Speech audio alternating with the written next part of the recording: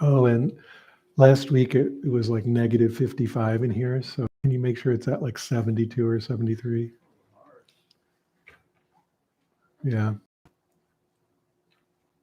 Thank you, sir. Welcome, everybody. Different crew. This is who shows up when Vibe Camp is happening. It's like the other group. How many people have sat a lot in their lives? Raise your hand.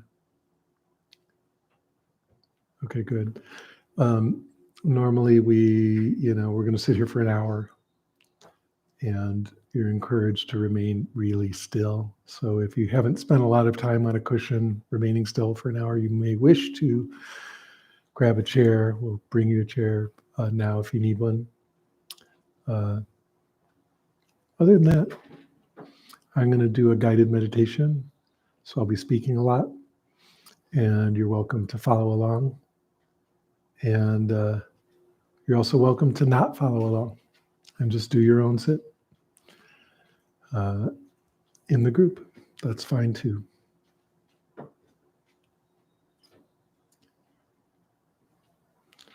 Got some runners. Sorry, you guys. We locked the door.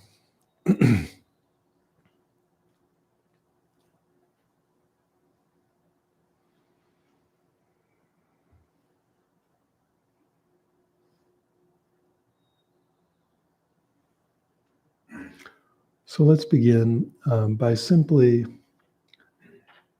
moving in a circle like this. Doesn't have to be like I'm doing it. Just move in some kind of nice circle. You can go in different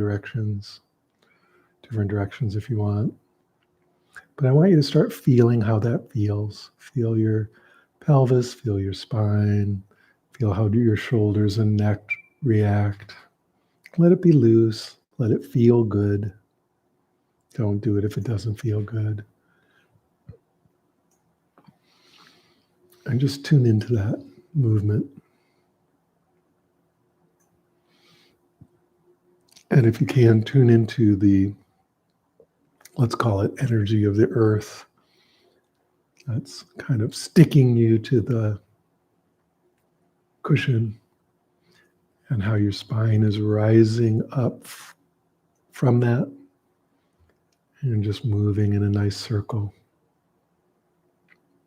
Really feel that.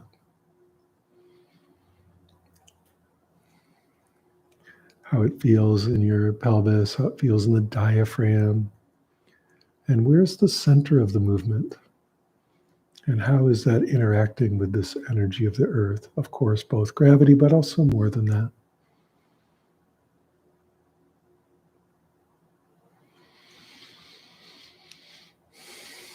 And now, as usual, just make the circle smaller and smaller.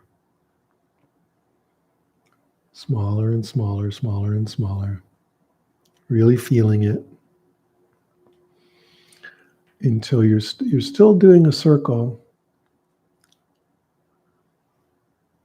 but there's almost no movement at all. And then eventually you kind of can't tell if you're doing it or not, because there's just kind of the body's natural movement of breathing and sitting there.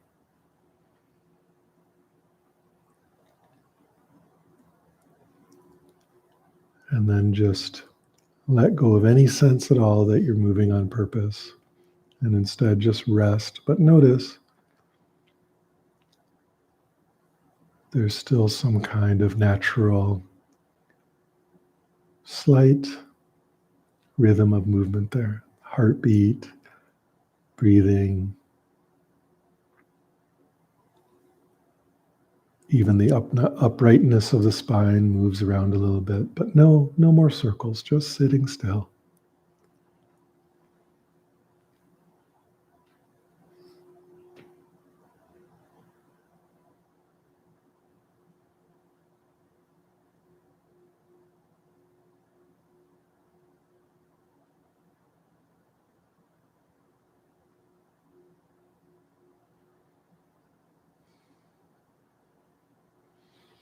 And from here, just tune into yourself, into your own experience, asking the question metaphorically, what's it like to be me right now?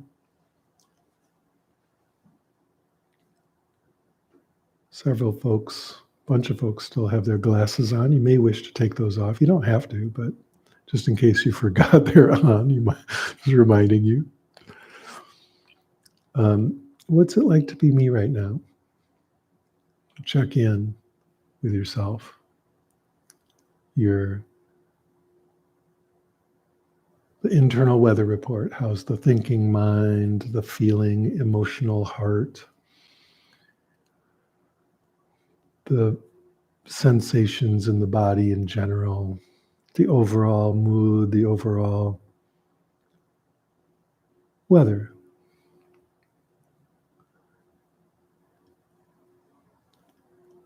And being very clear about it, not overly harsh or overly Pollyanna-ish, but simply as realistic about it as you can. Just check it out. And no matter whether it is very positive or very difficult or both or just something in between, maybe really neutral or whatever, just come into a place where you can let it be exactly that way. You're not dedicated to fighting it or changing it or holding on to it. You're not dedicated to manipulating, controlling, or in whatever way demonstrating, you're not dedicated to demonstrating fundamental aggression towards yourself. I must change, I must be different. But rather the opposite mood, fundamental acceptance, however you are right now,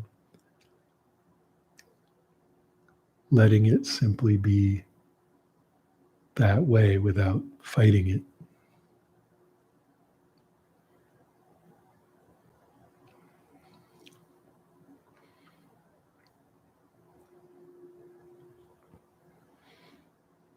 And if you're noticing that the way you are right now is fundamentally aggressive towards yourself, so you're going to accept that, that kind of non-acceptance, just notice that you can let that be there too. And have a deeper sense of openness and letting go, even with that there.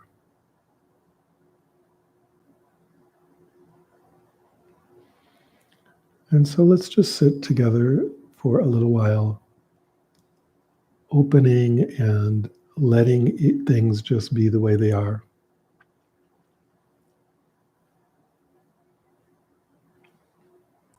It might be the easiest thing in the world to just let it be the way it is. But you might find that you're actually highly dedicated to getting in there and changing it all. So just for now, just drop that and just let it be the way it is. Just remain relaxed and open. And very, very present with what your experience is. Very, very present with experience.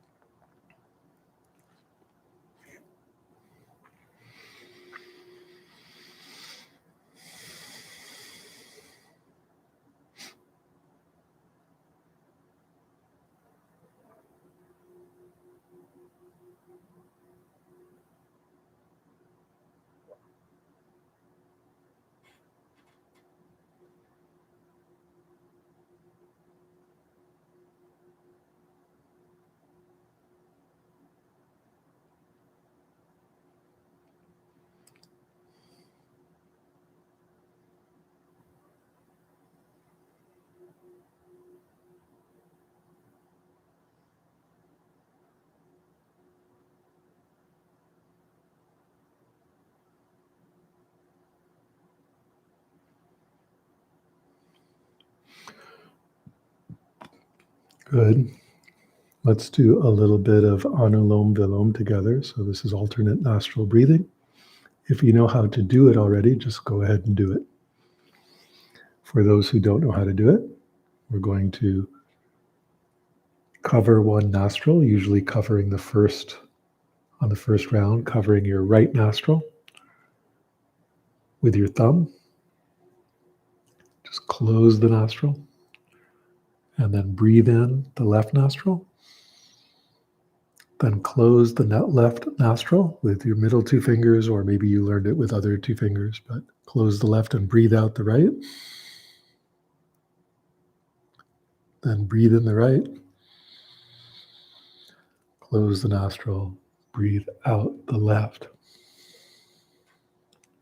So that's one round.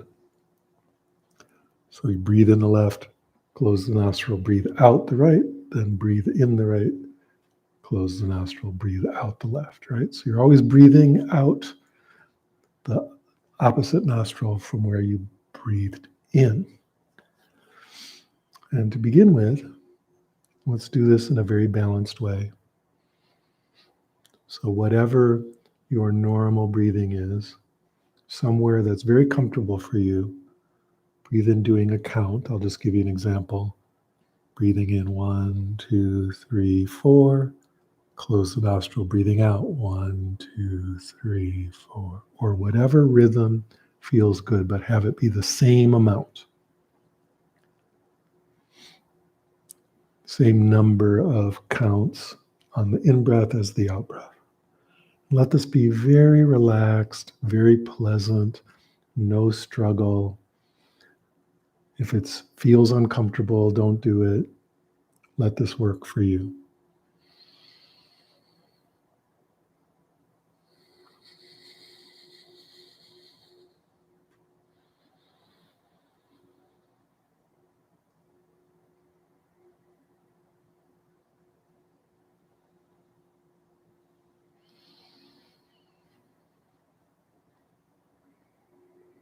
We're going to do this for a while, like 5 minutes. So just settle in. This is very calming and balancing for the mind. It balances the hemispheres, does a bilateral stimulation thing on the brain that is very soothing and brings up the parasympathetic nervous response. So just notice that this is tremendously calming.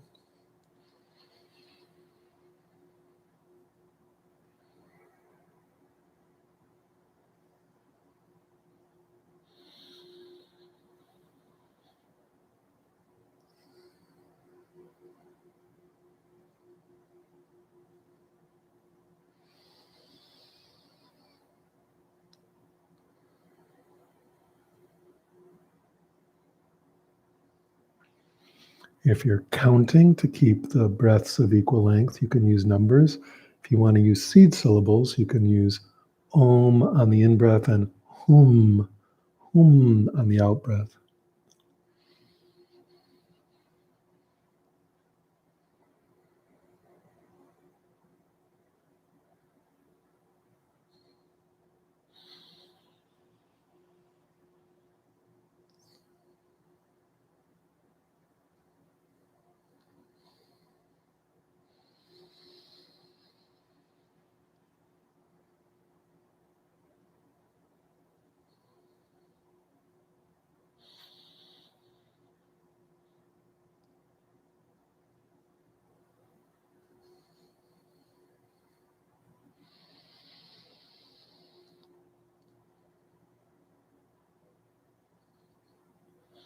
Good. Now continue doing this. For those who've done a good amount of pranayama in the past or are in very, very good physical shape, you can add to this one variation. Definitely don't do it if it's uncomfortable at all. But you, for example, if your count is 4 on the in-breath and 4 on the out-breath, breathe in 4, close the nostrils, and then just don't breathe for 4, and then breathe out 4, and then just stay in the out-breath, holding the breath for 4. So the 2 holds are for 4 also. You're not doing any blocks or anything, but just don't breathe. Again, if that's uncomfortable at all, just don't do it.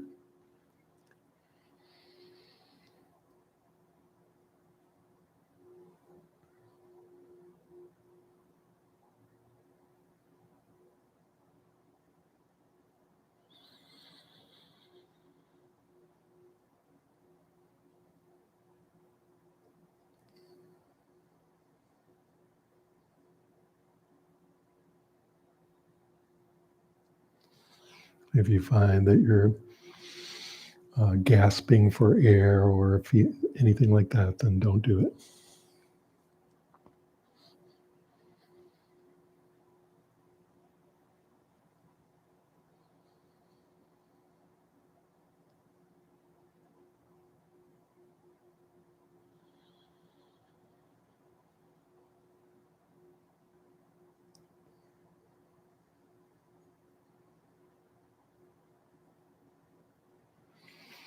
Again, as you settle into this, you'll notice yourself growing very, very relaxed, very balanced.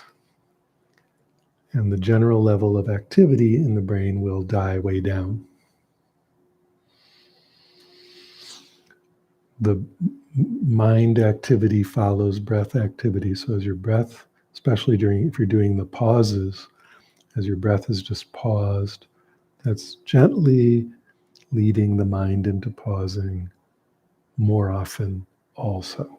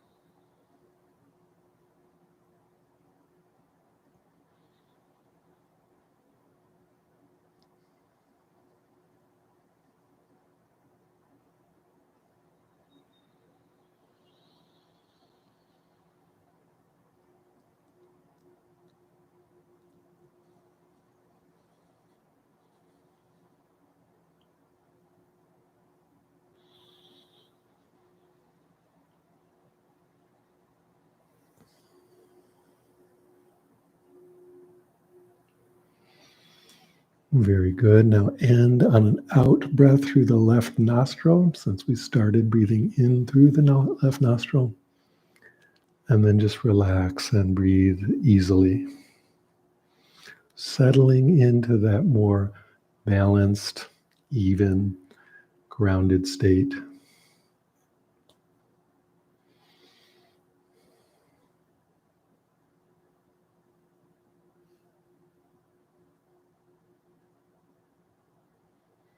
And just feeling how that feels in the body, how that feels in the emotions, how that feels in the mind.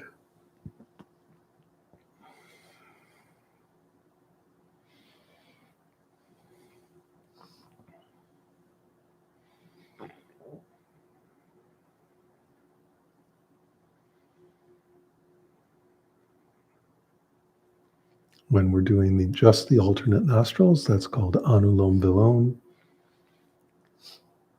But when we add the breath holds, it's more accurately called nadi shodhana, so cleansing of the energy channels. And you can just feel it's a very harmonizing, balancing, opening kind of thing.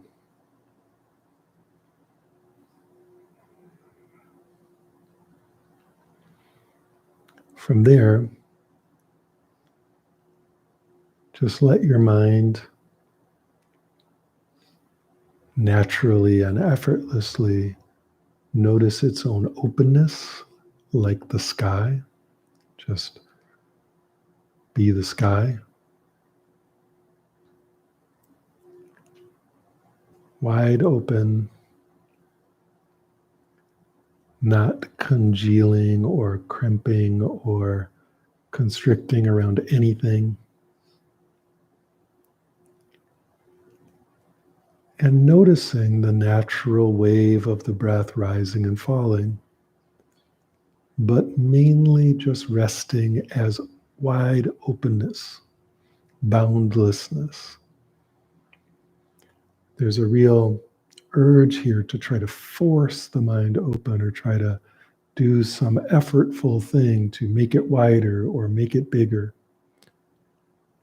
But that's not actually how to do it. We just relax and notice that when we're not tightly constricting around an idea or a feeling or a sensation or a desire, when we're not tightly constricted, the mind is just automatically broad, automatically wide.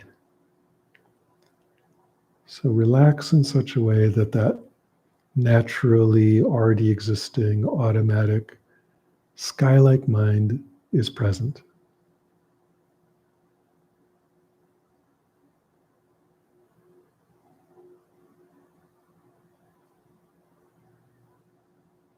And then simply rest as that, noticing the breath wave gently rising and falling.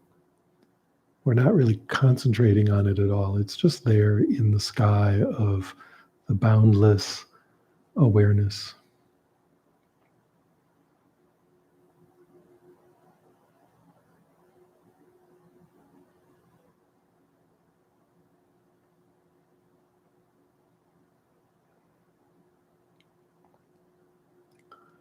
And notice how, as the mind is able to rest in a relatively less constricted state,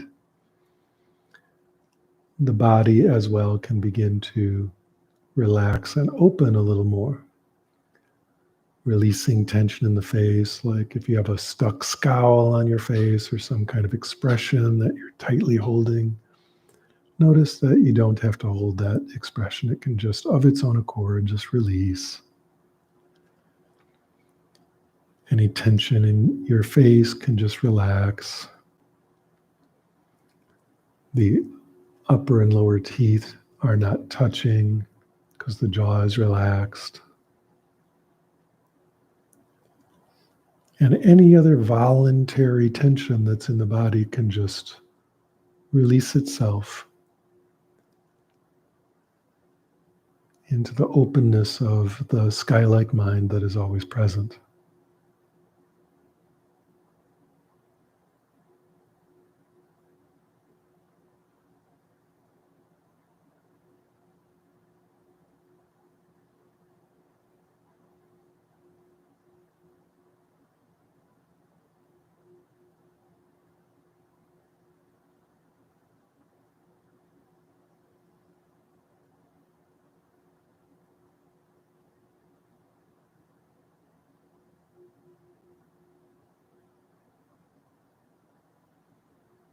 Simply resting as the sky,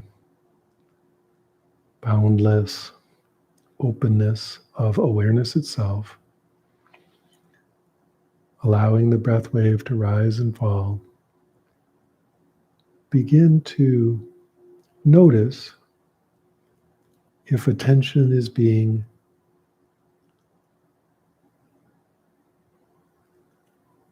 stimulated into grabbing onto thinking. Certainly thinking can be happening, that's fine.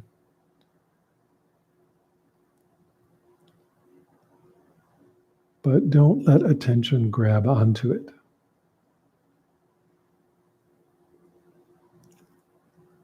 Allow attention to be as broad as awareness. Allow the attention to be like the sky, just almost not attention at all because it's so broad.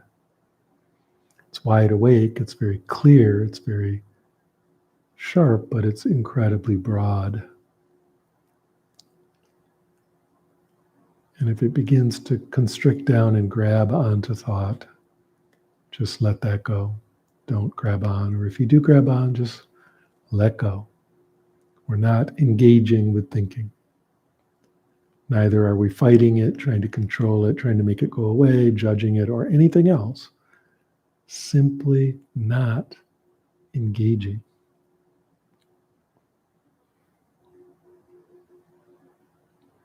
Just push in the clutch, and the motor of the mind can just run all at once, but it's not turning the wheels at all.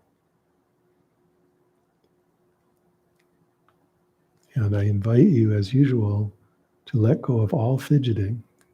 Don't, if it's possible, don't move your arms. Let them relax. Come to a complete stillness. The more fidgeting of the body, the more fidgeting of the mind. And we're allowing it to just come to a restful place.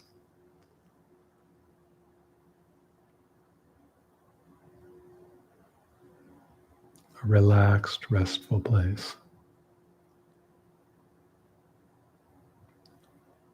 So allowing the mind to be tremendously broad, tremendously spacious, tremendously boundless. Notice boundless is not a size.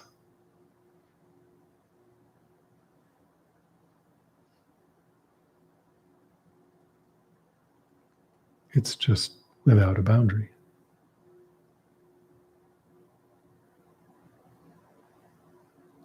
Letting it be boundless like that. Rest as that. Notice it takes no effort to be boundless, to be vast, to be open. That's always there. Everything else that's normally going on is a constriction of the mind within that boundlessness. That's what we're used to doing. We're just in a wide open field with a vast sky, and we're always tightening down, looking at our little watch or smartphone or whatever, and that's so tight and so constricted, we forget that it's happening in this wide, wide, wide open field with a tremendous sky. So metaphorically here, I'm inviting you to just set down all the things that the mind engages with, and instead notice the wide open field that's always there. And then just hang out in it. It's such a relief after all that tightness and tension to just be wide open. Not scratching, not itching, fidgeting. Allowing yourself for once to rest as open, bright, clear awareness. Besides the spaciousness of this awareness, it is tremendously awake. It is bright and clear. Very crisp.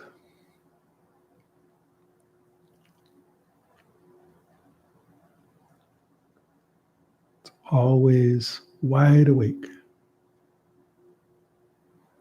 The mind can get muddy or fuzzy or sleepy, even unconscious, but the awareness itself never does. It stays wide awake. It's always bright.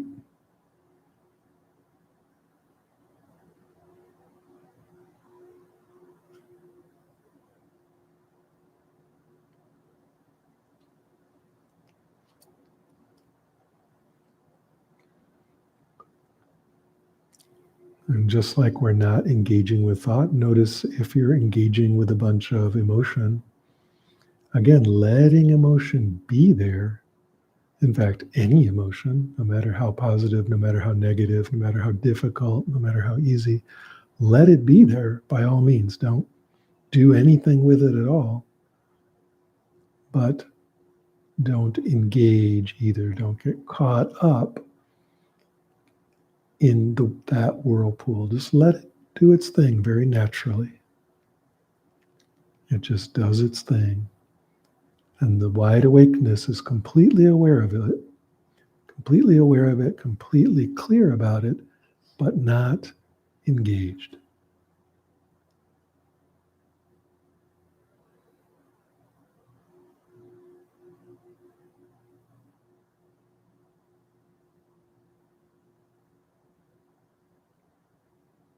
The vast, boundless, wide awake sky just rests as the sky. Birds go through it, clouds go through it, planes go through it, spy balloons go through it. It doesn't care. It's never disturbed. It's wide open. It accepts everything. Wide awakeness welcomes anything. It's utterly the perfect host. Everyone is welcome.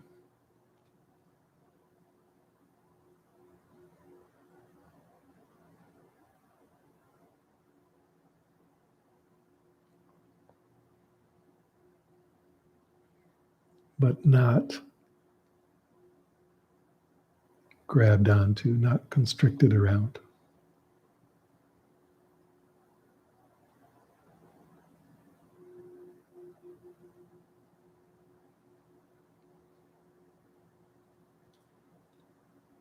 So not engaging with thought, not engaging with emotion, not engaging with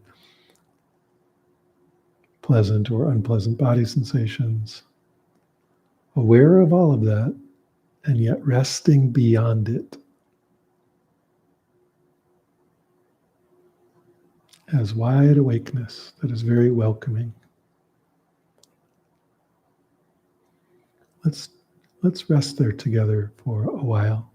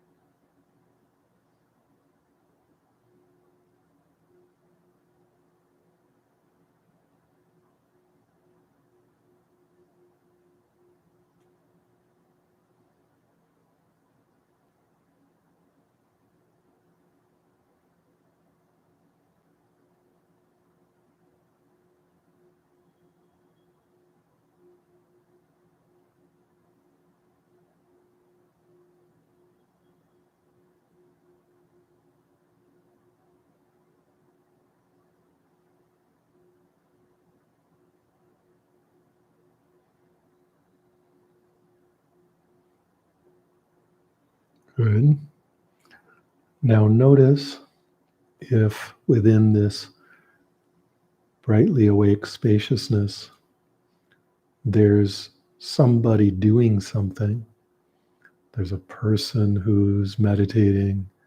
There's a person who has ideas and feelings. There's a person who likes this and doesn't like that. And notice that that person is simply more constrictedness within the field of awareness. We don't need to dissolve it. We don't need to make it go away in any way. It can be there being a person. But notice you don't have to engage with that either. That's just another thing happening in the sky. Be the sky, not the person. There's no aggression towards the person. Again, we're not trying to say it doesn't exist or it has to go away or whatever. We're just not living inside that sock puppet like we normally do. So let go of being the person meditating, being the person doing the exercise, being the person sitting in the room. That can be there, but don't engage. Be this wide, open, spacious wakefulness. The thing that is aware of the person.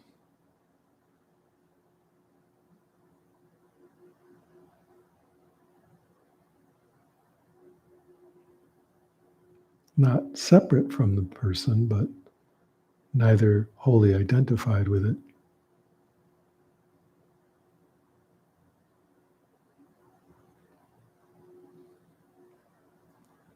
We're not separate from the thoughts or separate from the feelings or separate from the sensations or separate from the sock puppet, but neither are we wholly identified as those.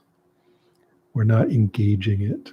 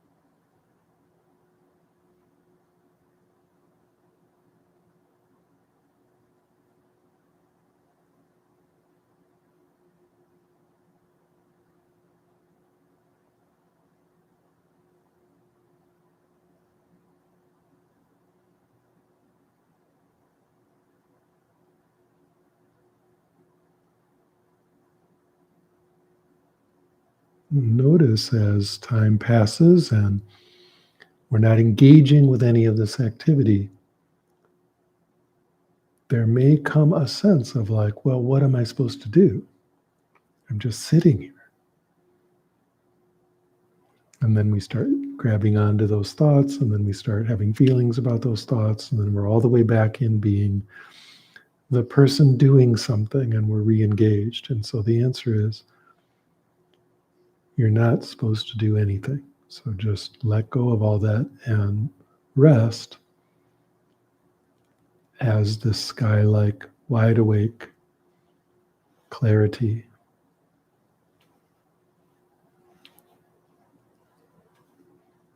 Be the openness and welcoming that you always already are.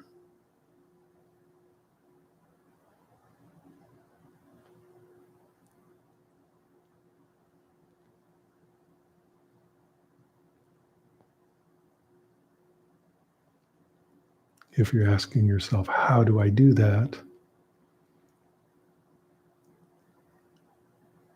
by not doing anything.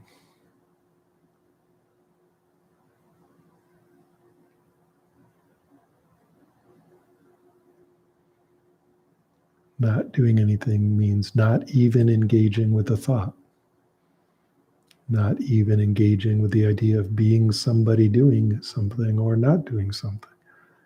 Rest as the thing that is aware. It's not a thing, but rest is the awareness. Awareness doesn't do anything.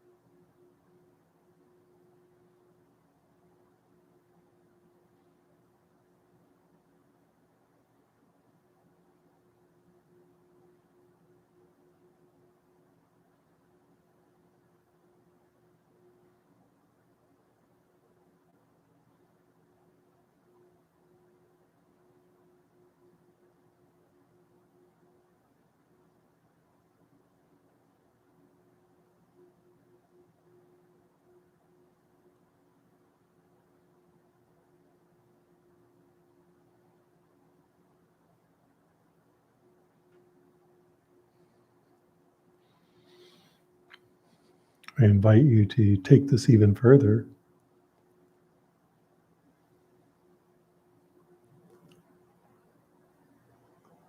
Don't engage with the sense of the world around you. Wide open, spacious, wakeful, bright, clear awareness is aware of it, of course. We're not suppressing it or denying it, but neither are we engaged with it as an object. External sights, external sound, it's all there. Just don't grab on. Rest as boundless, timeless, centerless openness.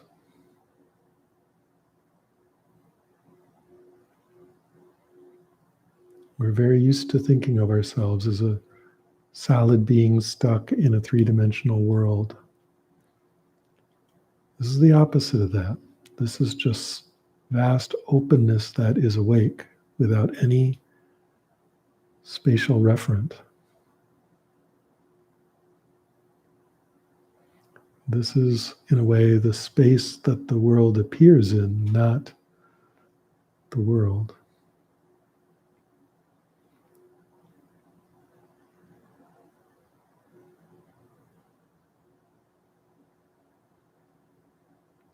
But also not the world. Remaining as restful and motionless. Again, I invite you to rest.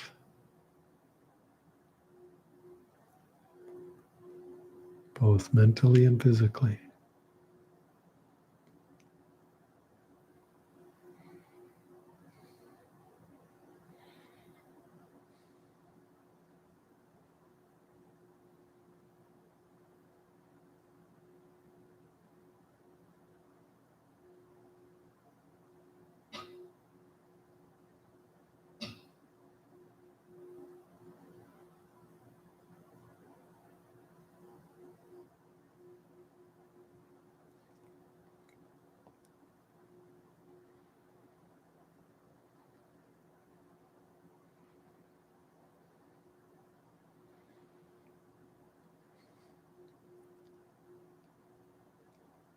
What part of your experience right now is just spacious wakefulness and nothing else?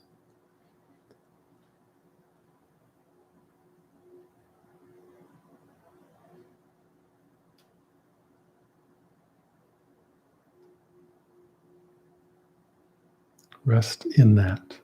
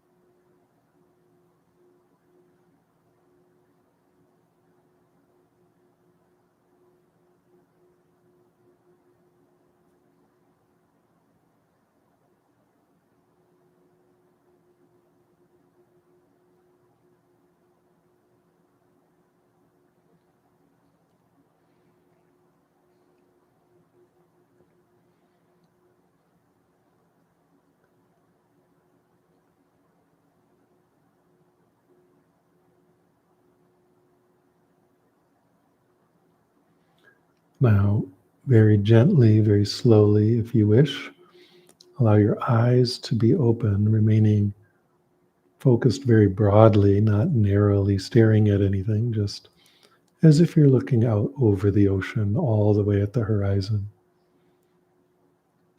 And just notice the spaciousness of the visual field, that it's wide, wide, wide open. Notice the edges of vision as much as the center. Don't narrowly focus on anything. Just let it be very broad, very, very broad.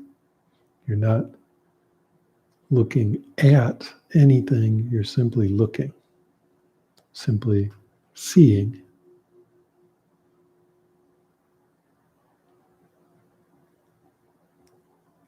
And feel the spacious wakefulness in the visual sense. Again, not engaging with any particular objects yet, seeing everything.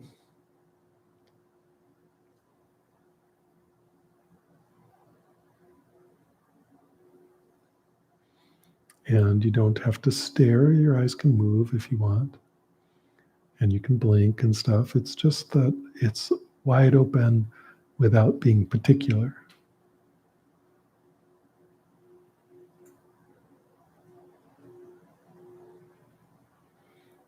And once that's really comfortable, do the same thing with external sound. Hear all the sounds of the room as like a giant field or ocean of sound without zeroing in on any particular sound.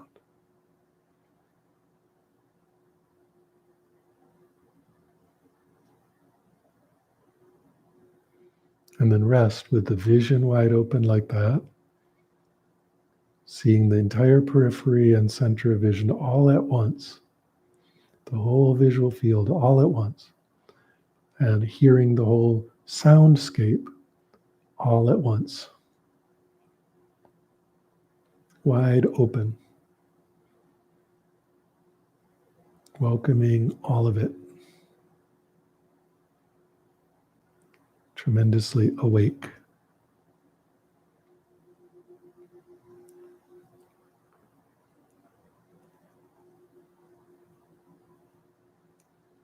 Notice when we engage the senses in this way, there is no center. There's no inside or outside. There's no boundary at all. There's just a vast field of experience.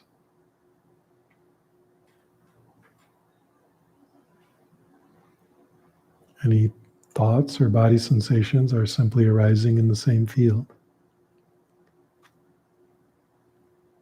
as external sight, as external sound.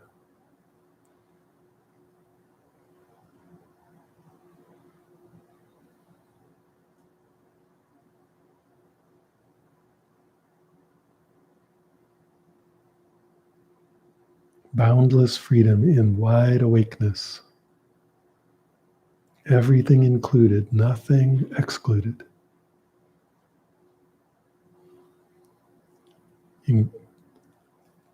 Engaging everything, but nothing in particular.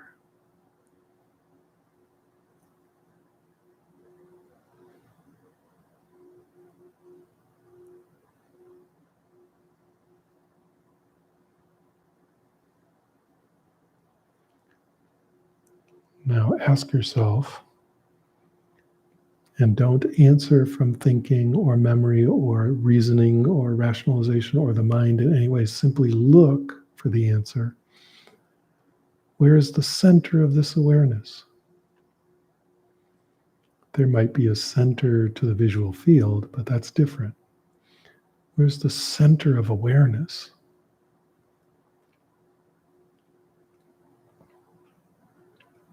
Where is the awareness itself coming from? It's very simple to boot up the rational mind or the memory and be like, well, it's coming from the brain, but that doesn't mean anything in terms of your experience. I'm asking you, in experience right now, that's just a thought. Where is awareness coming from?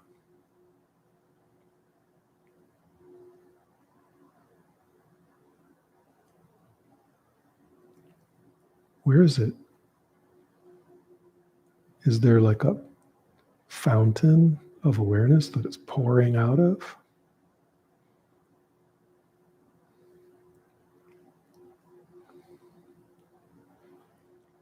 Where's the fountain?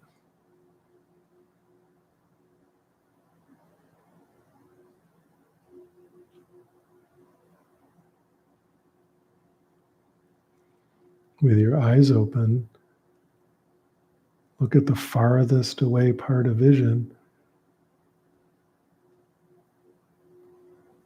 Isn't awareness there too? Because you're aware of it.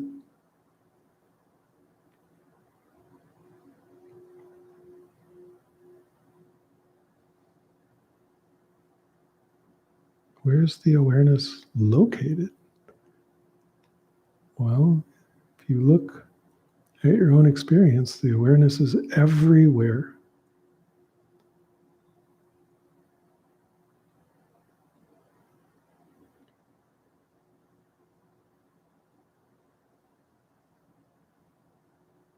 There's no center to it at all.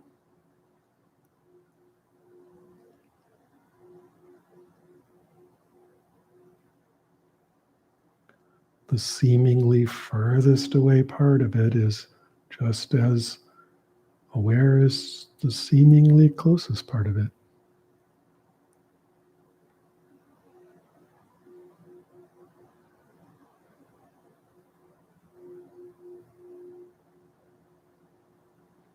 You're used to telling yourself, well, where the thoughts are or where the emotions are, that's where the awareness is. And that's true, it's there, but it's everywhere else too.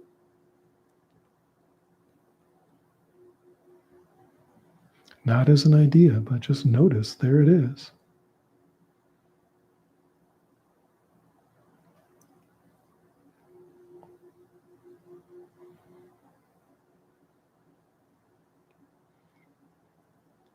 You are not a thing in the world. The entire world arises in you.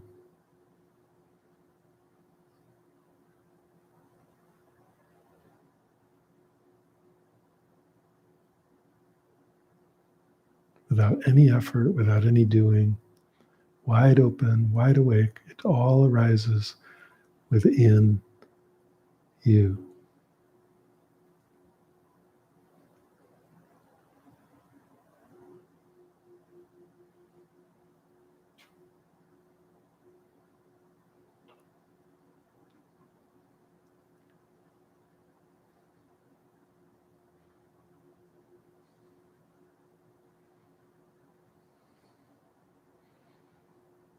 Notice that right now. It's not an idea, it's an experience.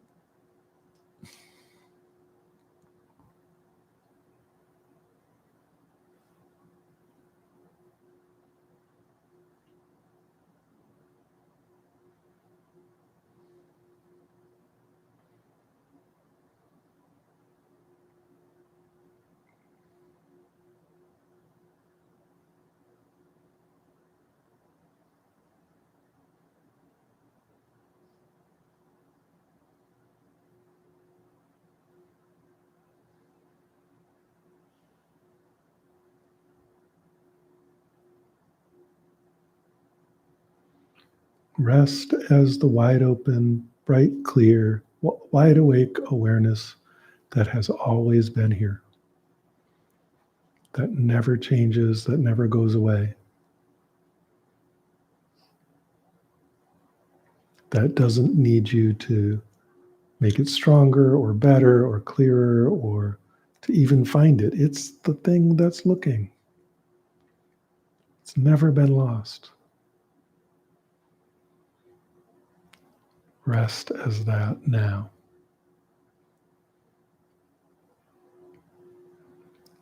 If you don't know how to do it, stop trying to do it. Just let go, and you're there.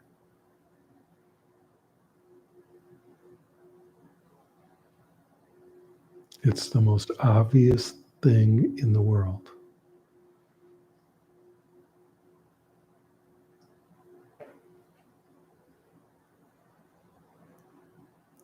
so obvious that you think it can't be that simple.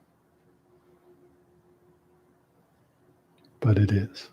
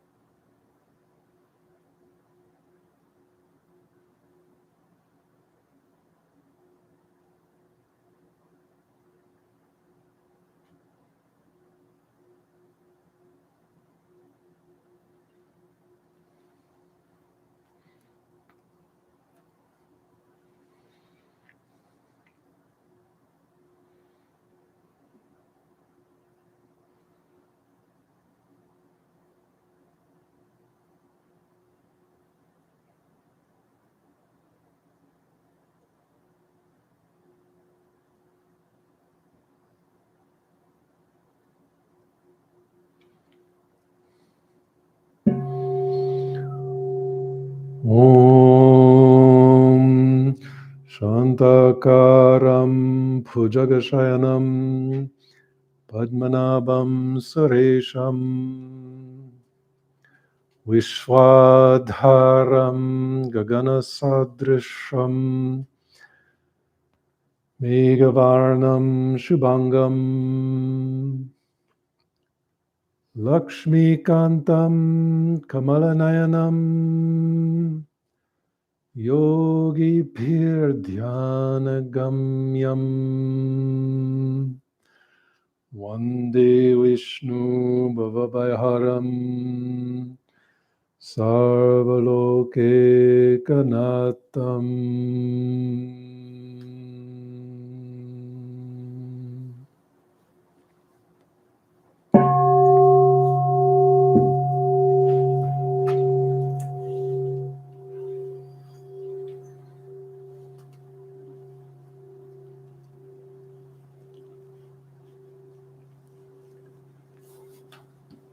Okay, let's end the meditation there. Feel free to now move and stretch.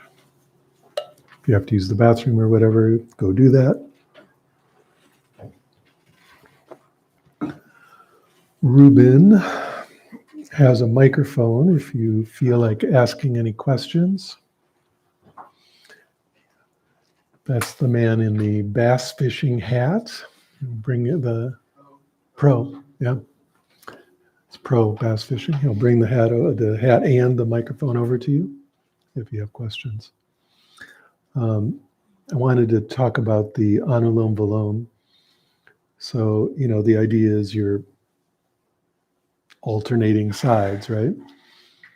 And there's kind of some little details in there that we glossed over, but in various traditions, they're important, like which fingers you use.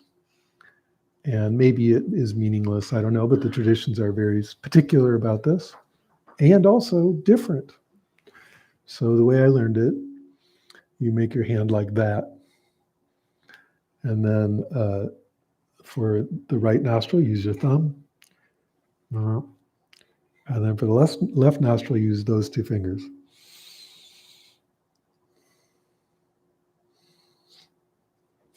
Like that. Okay, so you're doing a thing. Other traditions, for whatever reason, use those two fingers. So you'll see it done like that also. Now, to me, this feels like completely fucked up. Because I've done like decades of this. But I doubt it makes that much of a difference, but that's how it's taught. Okay, so you're either like this or like that. Okay, and makes it really easy if you jam your elbow in there, but you're not supposed to do that. You have it out like that.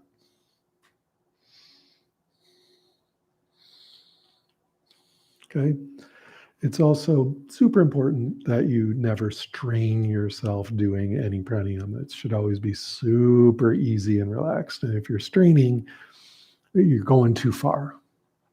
And the whole idea with pranayama is it's like a lifelong practice. So you're not in any hurry to do like a hardcore version of it. You just slowly build up over time. So, like you don't want it to be like, when you're done, oh God, I can finally take a breath. Like you did such a mild version of it that when you let go, you feel just fine. So those are just a few details about that. And as I say, it does there's a lot of science about it that is really interesting and confirms much of the 3,000-year-old ideas about it. If you want to get into a little bit of the science, there's a recent bestseller by James Nestor, the book called Breath, has a lot in there about it. It's quite interesting. It's funny. I used to work in the publishing industry. Some of these books nowadays, and the Breath book does this, it's like it was actually twice as long, and you can just tell somewhere in the middle of it, it just stops. You're in the middle of all these ideas, and it just chops off. And you can tell somewhere they're like, it needs to be this many pages. So there's some half of a book out there just on his desk somewhere. It's just horrible. But the part that is there to read is excellent. And if you're interested in tons of science around breathing, it's really fascinating. And just as it was always said in many different cultures worldwide, it's very, very good for you, and it's great for meditation. And there's a lot of science to back that up. So that's just one version, alternate nostril breathing. We did two different styles of it, right? We did just the alternate nostril breathing, very soothing, very regulating.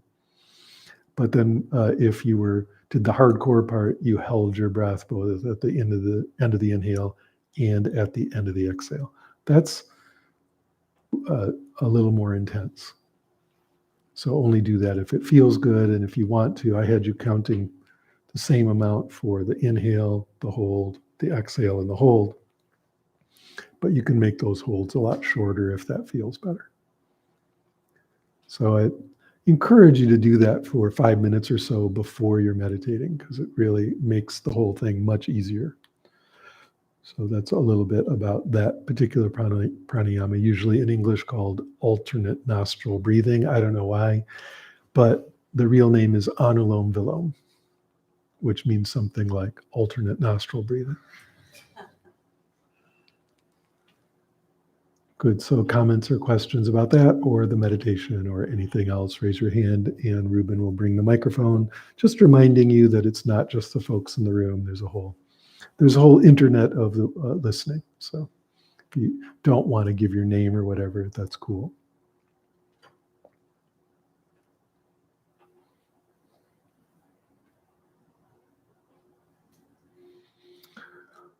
The thing about the meditation is from the very beginning to the very end, I'm just encouraging you to rest as spacious awareness. That's what's really there. That's what's really there when we let go of particularizing anything. All the particular stuff is there also, and it's not separate somehow. That's not different stuff. We're not trying to become a witness looking at that stuff. It's all part of this spacious awareness. But the habit is that we're always narrowing down and particularizing. We're spending a lot of time grabbing onto stuff and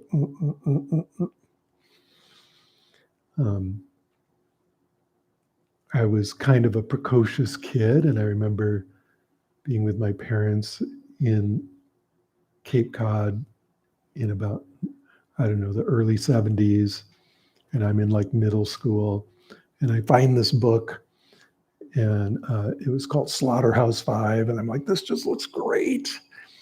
And my mom, who is a librarian and believed all books are good no matter what, was like, yes, you can buy that and read that. And so I avidly read it and then read it about, and I'm not exaggerating, at least 15 more times. I thought it was the greatest thing. And it kind of is.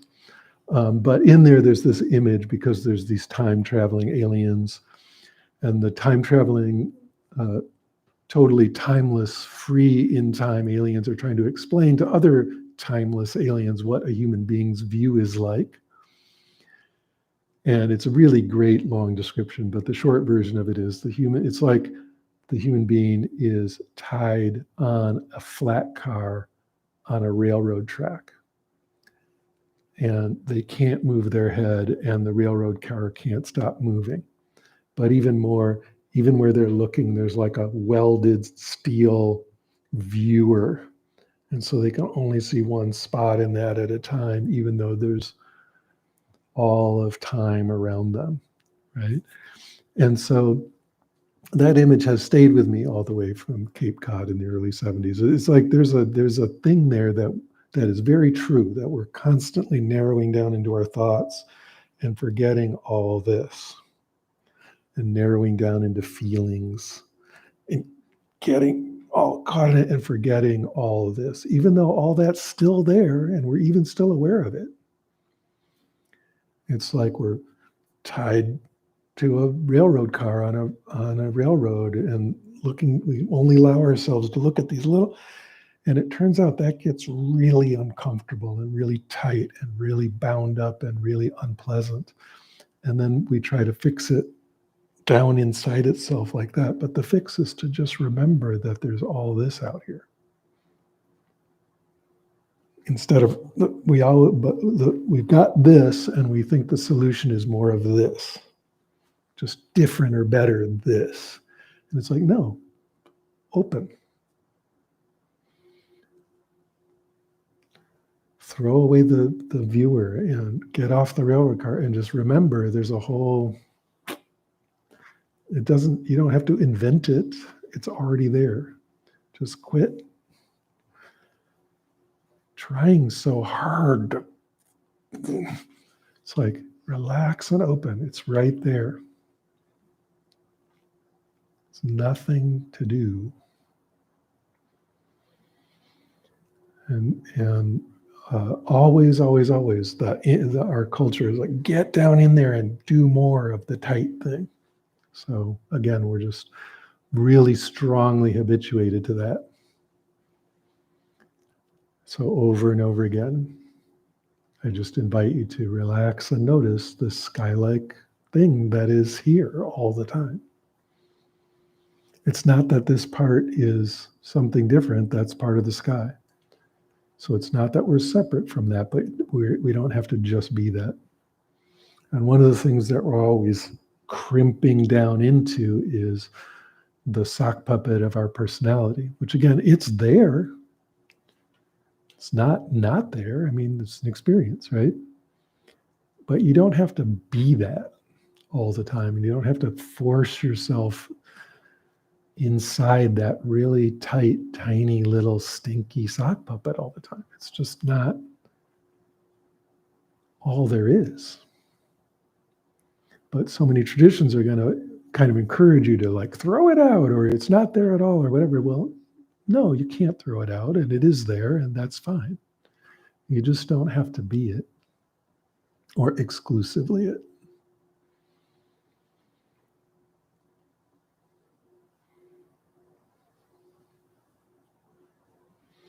And always, always, always the question is, well, how do I not be it? And it's like, that's it right there.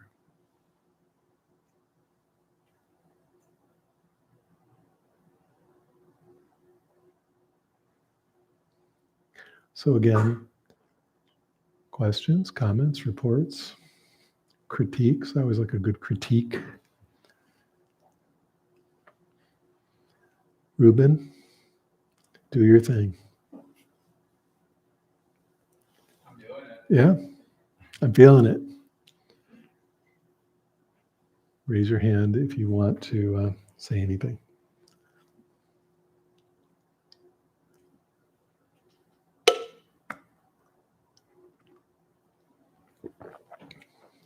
maximum distance.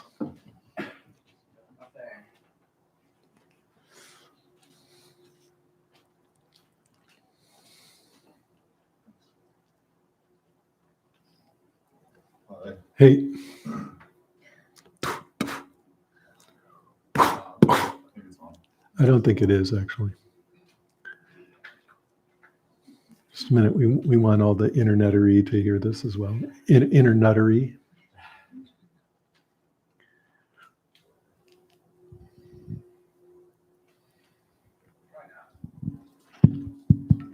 Yeah, I think that's on.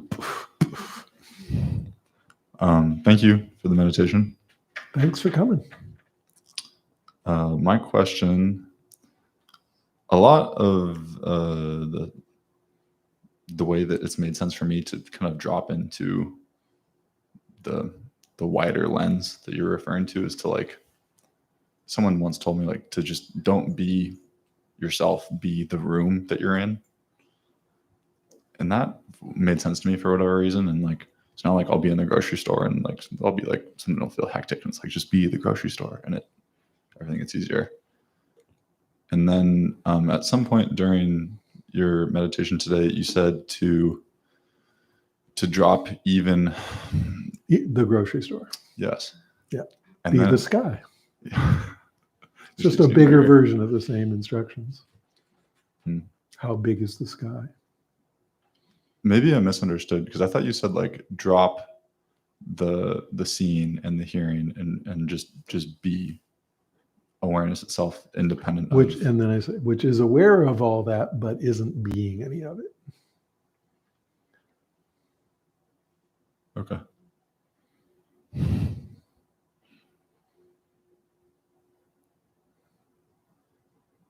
Yeah, it's one of those things that my mind wants to get a hold of, but I don't think it's going to work.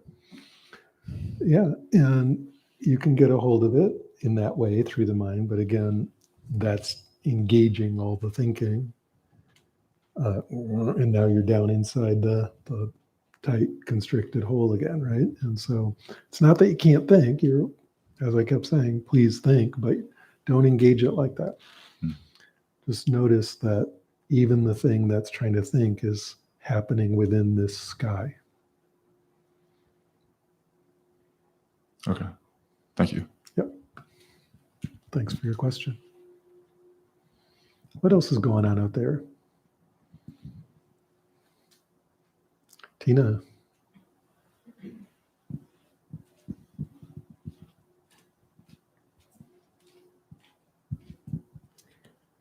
I would like you to address this notion of the bottomlessness that I feel, because Very good. I'm so glad you feel that. the instructions are to relax, Yes. and then there's the bottomlessness, which does not feel relaxing. Yes. Relaxing to what? Say again. You said the bottomlessness does not feel relaxing. And I said, relaxing to what? To just being. No, what doesn't feel relaxed? Oh, so then I'm, Right. yes. So, but I've answered this question for you in the past. What did I say? Do you remember? No. Okay. Whenever someone brings up the bottomlessness and the fact that that is uncomfortable, I always give the same response. I say, good, I'm glad you're experiencing that, because that's getting it. The whole scene, the whole feelings, there's nothing underneath it. It's completely fabricated with no ground. And when you notice there's no ground, at first, it's terrifying, or at least uncomfortable. Why? Because there's no ground. And so you're Wile E. Coyote off the cliff now, and your paws are flailing in the air, right? But unlike Wile E. Coyote, there's no ground. So you can fall forever, but you're not going to hit it. There's no danger. And in fact, when you fall far enough and you realize there's no center, there's no edge, there's no ground, how is it even falling? It doesn't mean anything to fall when there's no boundaries and no center. There's no ground. And so eventually, and it might be a very short amount of time or a long amount of time or anything in between, you just can't be uncomfortable forever with something that isn't harming you. You'll just essentially get used to it. But then it gets much better than that, because groundlessness is total freedom, right? It's total openness. There's that thing that feels uncomfortable is this little ball of constrictedness, but it's happening, and even that is happening in a groundless freedom. So what's the image? It's like there's a little Shetland pony that's never come out of a shed, and we open the door to the shed, and it's like, man, that's really scary. And you can find videos of this everywhere. Like the Shetland pony it's too afraid to get under this big sky and all that. But eventually it walks out onto the paddock, and it's like, starts gamboling around, right? It's totally happy. It's free. But there's that moment of like, wow, that freedom is really scary. So but you've seen the freedom. You're seeing it so clear because it's scary. So I know you're seeing it. So I'm like, yay, yay, little Shetland pony. There's a paddock there. Go run free. I'm gonna go right now. Good. You're always welcome to it's right there. So the groundlessness is the feature, not the bug. That's great. And everything that's occurring is a wild, exuberant, joyous expression of groundlessness. This is an expression of groundlessness. This is an expression of groundlessness. It's all fireworks of groundlessness. Nothing could exist without that groundlessness. So that is joy itself. But when we're used to being in our little shed, it's scary at first. Okay? So come on out. The groundlessness is fine. I know we've had this conversation before, so Yep, I go this. I'm close.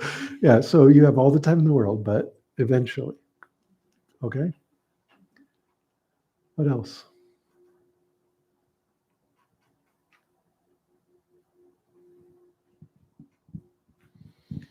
I think people are just afraid of the microphone or something. Yes.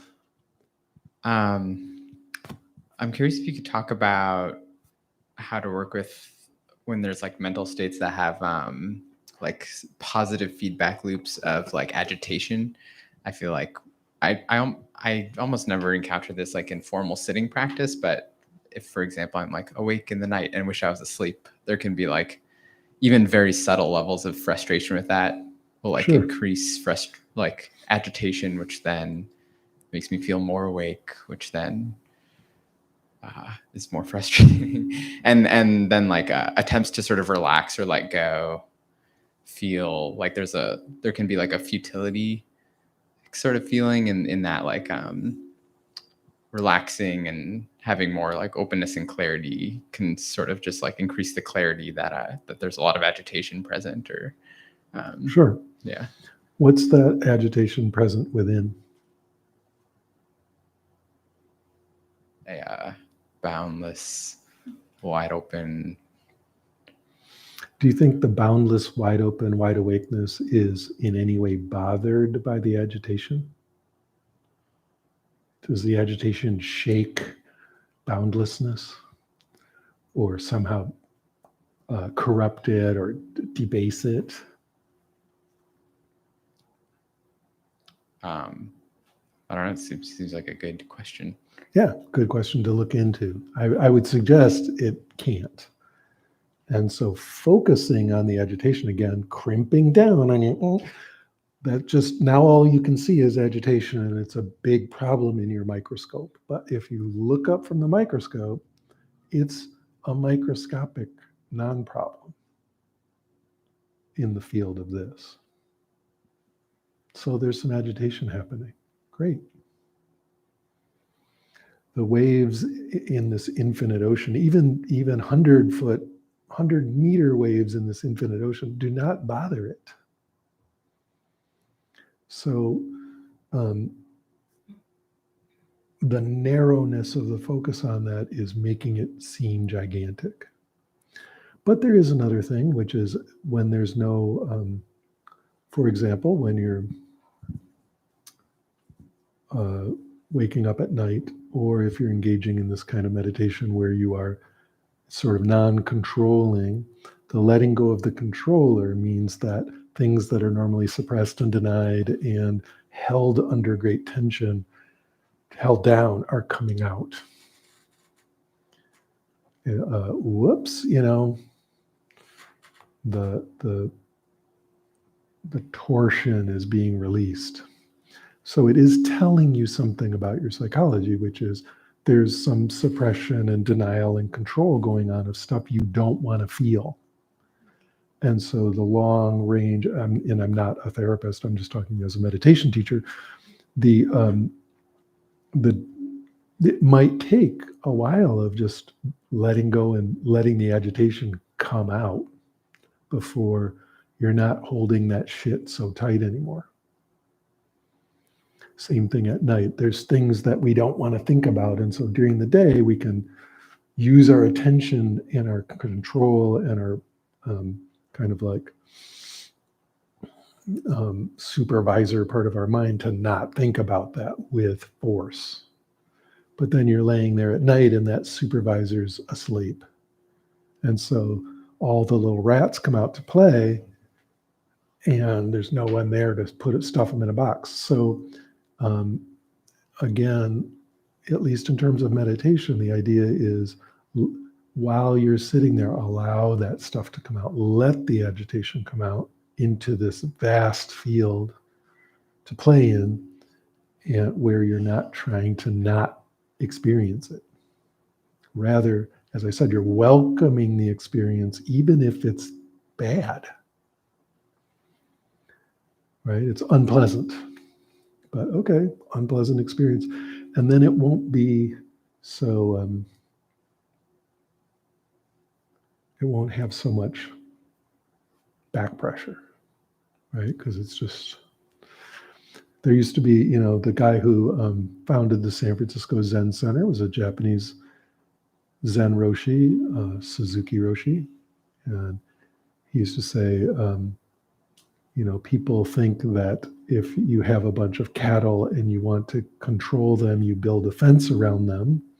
But really, the way to control them is to have a field so big they can never leave it. That's the exact idea. It's just so wide open. There's no boundary. So how can they ever escape? Kind of thing. So there's no tension there. There's no, all right? Make sense? Yeah, totally. Good. Thanks.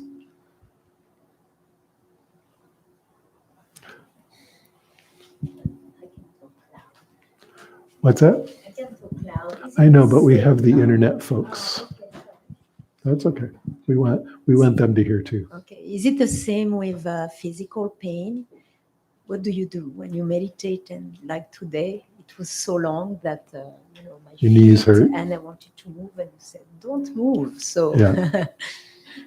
so what do you do? It depends on how much sitting you've done. If you're not, as I said before we started, if you're not used to sitting still that long, it can be challenging, and you may eventually just have to move, and that's okay. So what,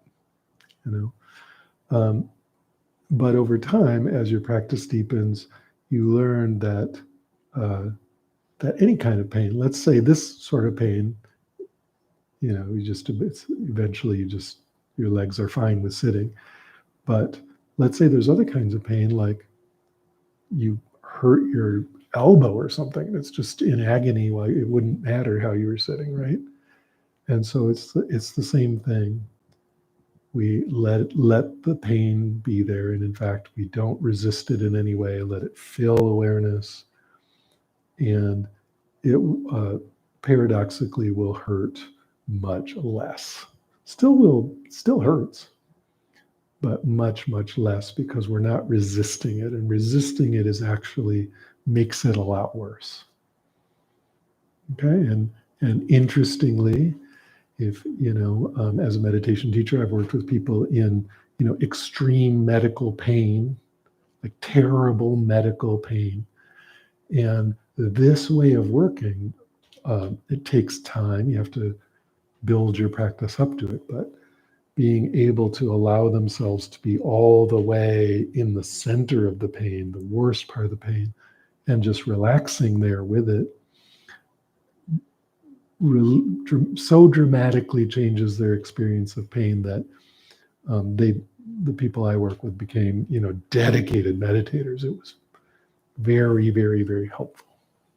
So, but you just have to build up to it and notice emotional pain and physical pain, same parts of the brain, right? It's not different.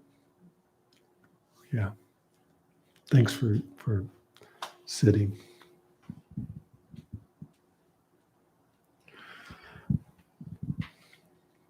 Okay, so thank you for your questions.